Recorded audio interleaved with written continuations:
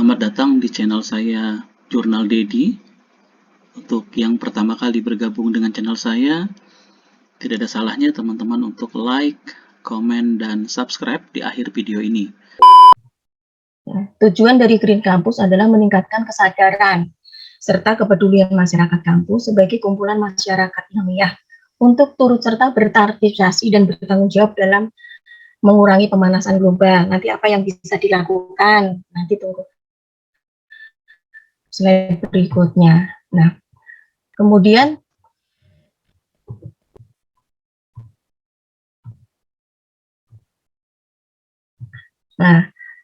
kalau di GBBLHS sendiri itu adalah aksi kolektif secara sadar, sukarela, berjenjang dan berkelanjutan yang dilakukan oleh sekolah dalam menerapkan perilaku ramah lingkungan. Sebenarnya sama juga dengan Green Campus. Semua dilatar belakangi oleh kesadaran, sukarela, kemudian teamwork, ya, yang tadi saya sampaikan bahwa ini tidak bisa dilakukan sendiri. Bagaimana kita bersama-sama mempunyai tujuan untuk bisa menerapkan perilaku ramah lingkungan hidup. Nah, kalau di GBBLS ada istilah GBBLS Gerakan Peduli dan Berbudaya Lingkungan Hidup di Sekolah. Ini adalah aksi kolektif secara sadar, sukarela, berjenjang, berkelanjutan yang dilakukan oleh sekolah dalam menerapkan perilaku ramah lingkungan. PRLH itu penerapan perilaku ramah lingkungan hidup adalah sikap atau tindakan warga sekolah dalam menjaga dan melestarikan fungsi lingkungan hidup. Ini bisa melalui tim atau pokja kebersihan, fungsi sanitasi, drainase. Nah, kalau di sini memang tidak hanya sekolah yang negeri, sekolah yang swasta pun ikut terlibat di dalam kegiatan GBBHS. Kemudian ada istilah konservasi energi, bagaimana tindakan untuk mengurangi jumlah penggunaan energi tanpa mengurangi keamanan atau kenyamanan dan produktivitas. Ada juga konservasi air, perilaku yang disengaja dalam pengelolaan air bersih melalui teknologi atau perilaku sosial. Ada lagi konservasi energi. Apa itu konservasi energi? Konservasi energi adalah tindakan mengurangi jumlah penggunaan energi tanpa mengurangi keamanan, kenyamanan, dan produktivitas.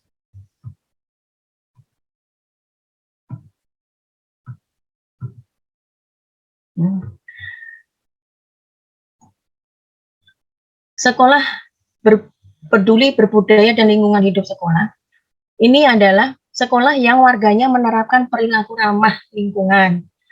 Sikap dan tindakan warga sekolah dalam menjalani atau menjaga, melestarikan fungsi lingkungan hidup. Contohnya,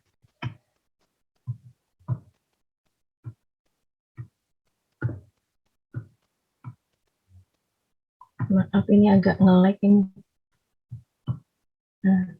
Menjaga fungsi sanitasi, menjaga fungsi drainase, kemudian mengelola sampah melalui 3R, melakukan penanaman dan pemeliharaan pohon atau tanaman, bisa melakukan hemat atau konservasi air, konservasi energi, kemudian bagaimana melakukan inovasi terkait dengan penerapan perilaku ramah lingkungan sendiri. Nah, aspek kebersihan atau sanitasi dan drainase di sekolah atau di kampus itu apa? Bagaimana unsur warga sekolah yang berpartisipasi dalam kegiatan kebersihan, fungsi sanitasi dan drainase sekolah. Kemudian bagaimana untuk bisa mengupayakan pemeliharaan kebersihan atau fungsi sanitasi dan drainase sekolah. Bagaimana kesemuanya itu bisa tercapai, terpeliharanya kebersihan fungsi sanitasi dan kebersihan sekolah. Kalau di sekolah, di jenjang sekolah biasanya ada piket kelas gitu ya. Kalau di kampus tidak ada. Jadi mungkin ada event. Tadi saya sempat mengcopy dari materi Bapak siapa tadi ya. Jadi ada disnatalis. Nah, di situ kita bisa membuat event-event yang terkait dengan pengelolaan lingkungan hidup. Kemudian unsur warga kampus yang diharapkan dapat terlibat pemeliharaan untuk memelihara kebersihan atau fungsi sanitasi maupun drainase. Ini ada dua. Di sini ada unsur utama. Siapa yang terlibat di dalam unsur utama adalah warga kampus, tenaga pendidik, tenaga kependidikan, dan peserta didik sendiri. Kemudian unsur tambahan ini bisa dari petugas kebersihan, petugas keamanan, petugas kantin, atau mungkin ada yang lainnya. Kemudian bentuk upaya atau pemeliharaan itu seperti apa? Nah, gotong royong, perpustakaan, atau membersihkan drainase secara rutin. Contoh aksi dalam pelaksanaan ekstrakurikuler. Nah, tapi kalau di kampus nggak ada lagi ekstrakurikuler ya, adik-adik ya nanti. Jadi kita bisa membuat event-event yang terkait dengan kegiatan pengelolaan lingkungan kampus. Nanti dengan cara kalau di kampus kan ada BEM seperti itu ya. Nah, atau apa namanya? Organisasi-organisasi yang ada di kampus. Kita bisa membuat anggota melalui Pokja. Nanti dari kegiatan-kegiatan yang terkait dengan pengelolaan lingkungan hidup, kita bisa memanfaatkan organisasi-organisasi tersebut. Kemudian untuk terkait dengan pengelolaan sampah, bisa kita mengupayakan pengurangan timbulan sampah melalui reduce, reuse, recycle. Contohnya bisa membawa tempat minum guna ulang. Nggak apa-apa mahasiswa membawa sendiri. Saya pun di kampus membawa sendiri tempat air minum. Atau barangkali kampus menyediakan air minum isi ulang. Kampus bebas sampah acara. Nah, ini event-event yang saya sampaikan seperti itu. Kemudian setiap rapat sekarang Bapak dosen dan jajarannya bisa memulai melakukan rapat-rapat tanpa ada kemasan plastik. Kita bisa bikin kopi sendiri, pakai cangkir, tidak perlu ada lagi minuman kemasan plastik di sini. Kemudian menghemat ATK, kemudian menggunakan kreasi atau sedotan guna ulang atau sisa-sisa sampah yang kita bisa manfaatkan untuk media tanam. Banyak sekali yang kita bisa lakukan untuk keindahan kampus, di mana sampah bahan itu yang kita dapatkan juga dari aktivitas sisa sampah kegiatan kampus. Nah, contoh upaya daur ulang sampah, pemilahan sampah, atau mengirimkan sampah plastik ke pemulung atau bank sampah, atau mengirim sampah kertas ke pemulung, atau membuat kompos cair padat. Sekedar informasi bahwa di Dinas Lingkungan Hidup sendiri ada bank sampah. Apabila kampus PGRI ini belum ada membentuk bank sampah, bisa sampah-sampah yang dihasilkan di kampus dikirim ke kami, jadi seperti menabung, sampah. Nanti kalau sudah waktunya membuka tabungan itu, kami akan serahkan nominal berapa yang warga IKPGRI bisa cairkan, seperti itu. Kemudian terkait dengan penanaman pohon, itu kita harus memulai dari penanaman, pemeliharaan sampai ke pembibitan tanaman sendiri. Itu lebih bagus. Biasanya kalau udah menanam, kalau kita nggak memelihara juga nggak akan jadi tanaman itu. Kemudian libatkan warga kampus untuk berpartisipasi dalam kegiatan penanaman, pemeliharaan, dan pembibitan. Lewat apa? Lewat organisasi-organisasi yang dibentuk di kampus. Kemudian berapa jumlah pohon atau tanaman yang ditanam, bisa mewakili dari luasan. Nah, itu. Kemudian kegiatan tanaman harus diikuti dengan pemeliharaan tanaman. Tadi sudah saya sampaikan penyiraman, misalnya pemupukan, atau kegiatan penanaman pemeliharaan dan pembibitan tanaman harus dilakukan seluruh warga kampus kalau memang kita mau tujuan untuk ke pemeliharaan lingkungan kampus itu bisa terlaksana dengan keinginan kita pastinya. Kemudian jenis tanaman, semaksimal mungkin tanaman lokal, karena sebagai upaya pelestarian keanekaragaman flora.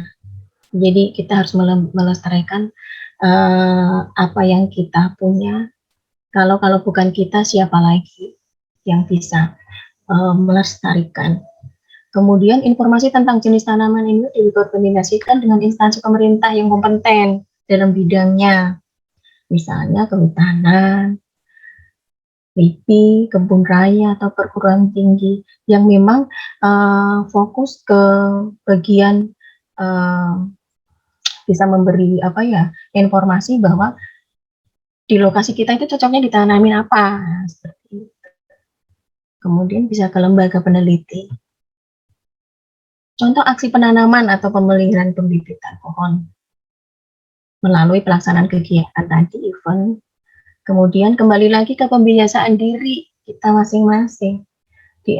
Contohnya membangun kebun, kampus. Kalau kampus itu punya luas, bisa kita tanami apotek hidup, atau mungkin mengikuti lomba penghijauan, atau melakukan, kalau piket, kita nggak ada ya piket di kampus ya, ini untuk anak-anak.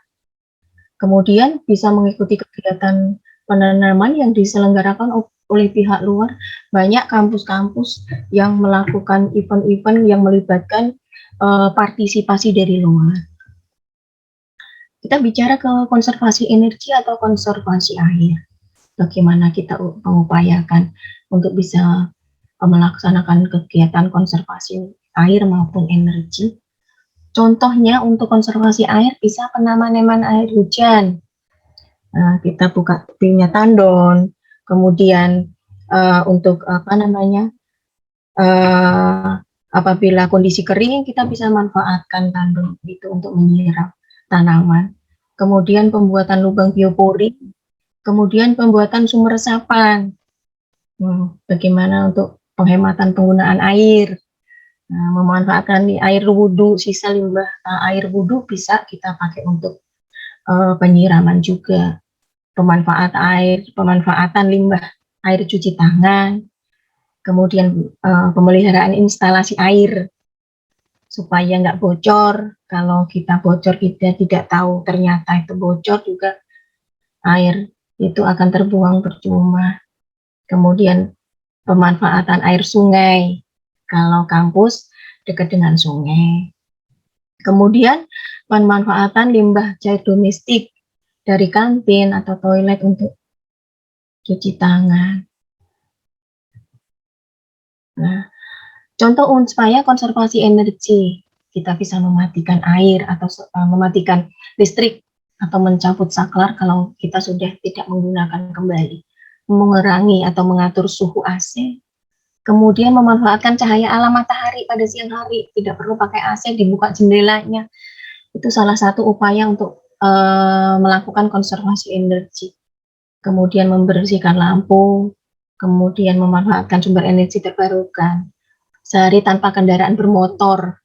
Nah, ini bisa tadi yang saya sampaikan di awal, bahwa kalau kita mengurangi untuk transport seperti di Jawa nggak memungkinkan, ini bisa kita pakai sehari tanpa kendaraan bermotor untuk aktivitas kegiatan. Kemudian penggunaan bahan bakar ramah lingkungan. Nah, bisa membangun kolaborasi atau integrasi dan sinkronisasi dengan masyarakat sekitar.